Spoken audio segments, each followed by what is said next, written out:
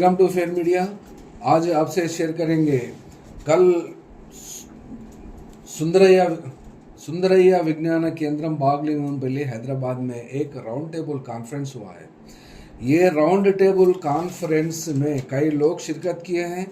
और ये इस राउंड टेबल कॉन्फ्रेंस की कमेटी है जिसका नाम पीस डायलॉग कमेटी। ये पीस डायलॉग कमेटी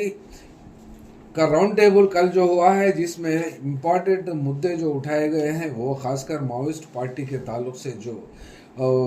मध्य भारत में माओइस्ट पार्टी के ऊपर और ट्राइबल्स के ऊपर जो दमन हो रहा है और जो राइट्स का अपहरण एक मानव में ह्यूमन राइट्स वायलेशन और माओइस्ट पार्टी का कत्लेआम जो माओइस्ट पार्टी को ख़त्म करने के नाम से वहाँ के छत्तीसगढ़ में हो रहा है उसके बारे में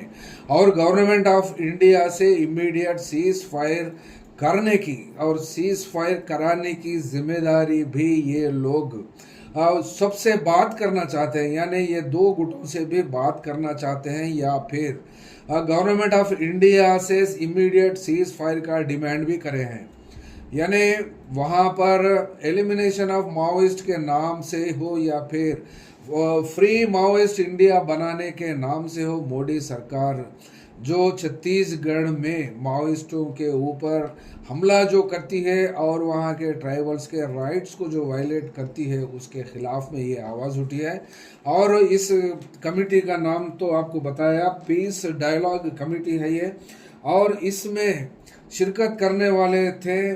रिटायर्ड जस्टिस चंद्र कुमार और प्रोफेसर हरगोपाल और सीनियर एडवोकेट बाला भाटिया और चेरुकु सुधाकर, कंदिमल्ला प्रताप रेड्डी और जर्नलिस्ट दुर्गा प्रसाद और माओइस्ट पार्टी के सेंट्रल कमेटी तक पहुंचकर अपनी ज़िंदगी का ज़्यादा हिस्सा वहां माओइस्ट पार्टी के सेंट्रल कमेटी में काम करे हैं और उन्होंने भी शिरकत की है। जिनुगु नरसिम्हा रेड्डी के नाम से जाने जाते हैं वो, और जंपन्ना भी इसमें शिरकत की है। और ये कमेटी का मामला क्या होता है और इसके ये कमेटी कहाँ कहाँ फिरती है और किधर किधर मीटिंग्स करेगी और किन लोगों से डायलॉग इनिशिएट करेगी, किन लोगों से बातचीत करेगी, ये तो अभी कुछ खुलासा नहीं हुआ। शायद आने वाले दिनों में इस कमेटी का लेवल क्या होता है और लिमिटेशंस क्या होती हैं और किन से बात करने वाले हैं, और ये अजलाऊ में भी या फिर स्टेट कैपिटल यानी छत्तीसगढ़ का रायपुर भी जाते हैं या फिर दिल्ली जाते हैं, ये इसका तो इस वक्त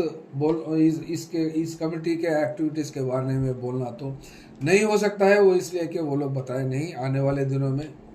शायद बताते होंगे। जब तक के लिए तो एक इनिशिएशन बमुश्किल इतने सालों से इस बारे में, जिस वक्त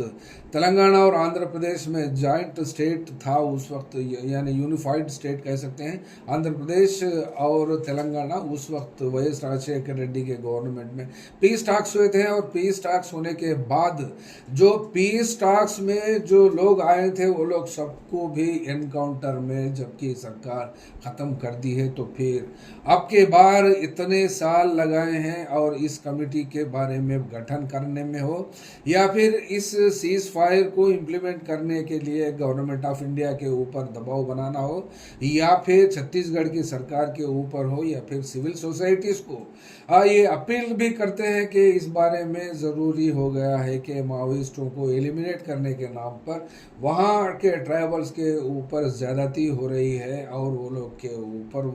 और जो भी होता है पुलिस आप जानते हैं वहाँ पर तो कितने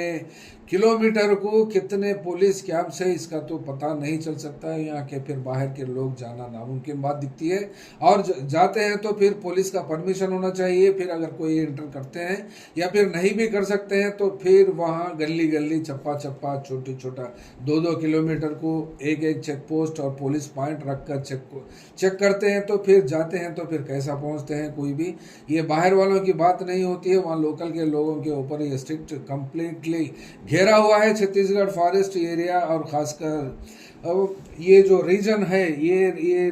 रीजन में अबूझमाड़ रीजन कहा जा सकता है, दंडकारण्य कहा जा सकता है, मिलिट्री के कंट्रोल में है। जैसा कि एक दुश्मन राज को घेरा जाता है उसी तरीके का इस मिडिल इंडिया रीजन जो फॉरेस्ट है इसको घेर के कंप्लीटली अपने हिस्से अपने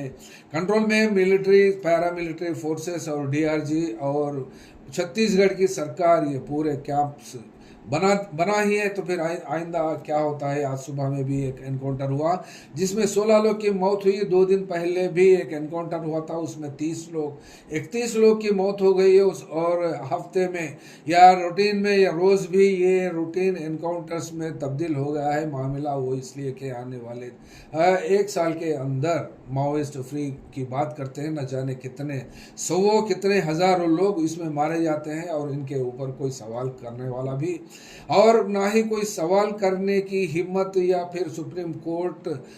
या फिर वहाँ के छत्तीसगढ़ के हाई कोर्ट हो अभी तक, ना ही ह्यूमन राइट्स नेशनल लेवल पर जो काम करते हैं अपने आप को कहते हैं कि वो लोग भी नहीं आए। और इंटरनेशनल ह्यूमन राइट्स बॉडीज भी कुछ तरीके से अपना